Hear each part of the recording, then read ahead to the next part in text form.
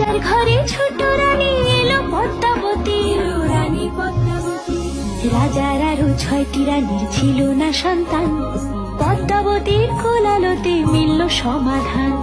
বছর যেতে জন্ম নিল 7 ছেলে 1 মেয়ে, হয় খুশির আকাশ হঠাৎ কালো মেঘে গেল ছেয়ে।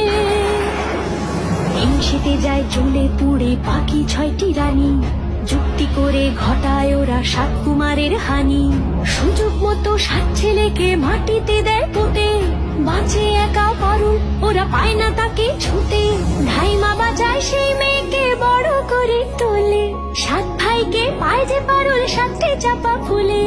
এত কিছুর পরেও রাজার বিপদ যে কাটে না, সূর্য নগরে সুখের সূর্য আর ওঠে না। হিংসা বিবাদ বিচ্ছেদ আর প্রেমের কাহিনীতে পারুল বোন কি পারবে 7 ভাই চম্পাকে জাগাতে?